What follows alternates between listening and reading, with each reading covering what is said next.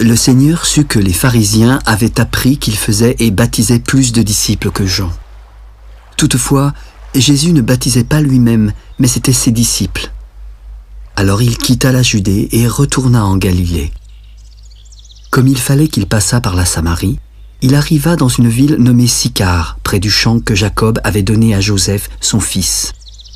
Là se trouvait le puits de Jacob, et Jésus, fatigué du voyage, était assis au bord du puits.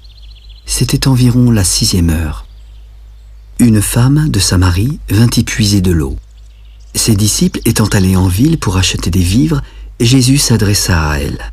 « Donne-moi à boire. » « Comment toi, qui es juif, me demandes-tu à boire, à moi qui suis une femme samaritaine ?» Si tu connaissais le don de Dieu et qui est celui qui te dit « Donne-moi à boire », tu lui aurais toi-même demandé à boire et il t'aurait donné de l'eau vive. « Seigneur, tu n'as rien pour puiser et le puits est profond. D'où aurais-tu donc cette eau vive ? Es-tu plus grand que notre père Jacob, qui nous a donné ce puits et qui en a bu lui-même, ainsi que ses fils et ses troupeaux ?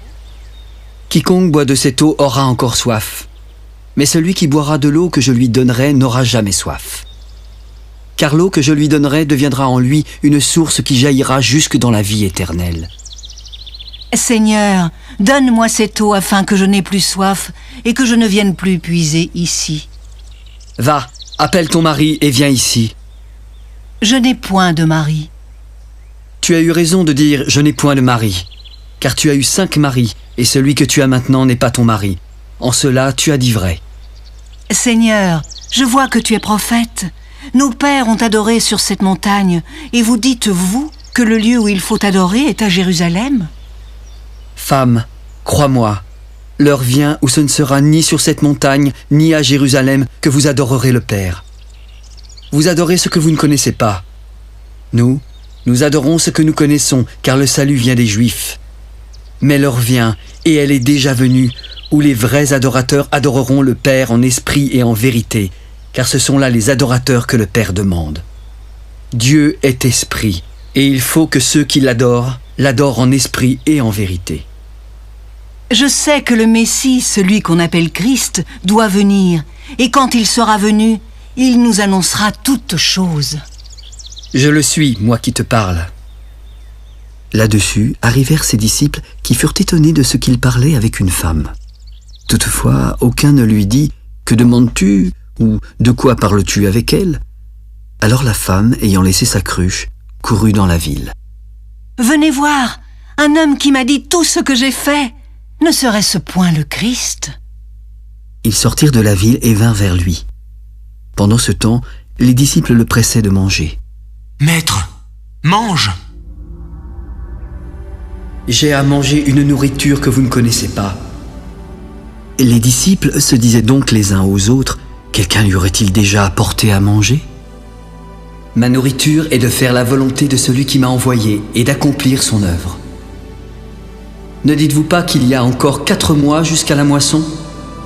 Voici, je vous le dis, levez les yeux et regardez les champs qui déjà blanchissent pour la moisson. Celui qui moissonne reçoit un salaire et amasse des fruits pour la vie éternelle, afin que celui qui sème et celui qui moissonne se réjouissent ensemble. Car en ceci, ce qu'on dit est vrai. Autre est celui qui sème et autre celui qui moissonne. Je vous ai envoyé moissonner ce que vous n'avez pas travaillé. D'autres ont travaillé et vous êtes entrés dans leur travail. Plusieurs Samaritains de cette ville crurent en Jésus à cause de cette déclaration formelle de la femme. « Il m'a dit tout ce que j'ai fait. » Aussi, quand les Samaritains vinrent le trouver, ils le prièrent de rester auprès d'eux. Il y resta 2 jours.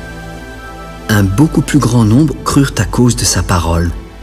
Il disait à la femme, « Ce n'est plus à cause de ce que tu as dit que nous croyons, car nous l'avons entendu nous-mêmes, et nous savons qu'il est vraiment le Sauveur du monde. » Après ces 2 jours, Jésus partit de là pour se rendre en Galilée, car il avait déclaré lui-même qu'un prophète n'est pas honoré dans sa propre patrie. Lorsqu'il y arriva, il fut bien reçu des Galiléens qui étaient également allés à la fête, car ils avaient vu tout ce qu'il avait fait à Jérusalem. Il retourna donc à Cana, en Galilée, où il avait changé l'eau en vin. Il y avait à Capernaum un officier du roi dont le fils était malade. Ayant appris que Jésus était venu de Judée en Galilée, il alla vers lui, le pria de descendre et de guérir son fils qui était près de mourir. « Si vous ne voyez des miracles et des prodiges, vous ne croyez point. » L'officier du roi lui dit : « Seigneur, descends avant que mon enfant meure. »« Va, ton fils vit. » Cet homme s'en alla et crut à la parole que Jésus lui avait dite. Déjà, comme il descendait, ses serviteurs vinrent à sa rencontre. « Ton enfant, il vit. »« À quelle heure s'est-il trouvé mieux ?»« Hier, à la 7e heure, la fièvre l'a quitté. » Le père reconnut que c'était à cette heure-là que Jésus lui avait dit « Ton fils vit ». Et il crut, lui et toute sa maison. Jésus fit encore ce second miracle lorsqu'il fut venu de Judée en Galilée.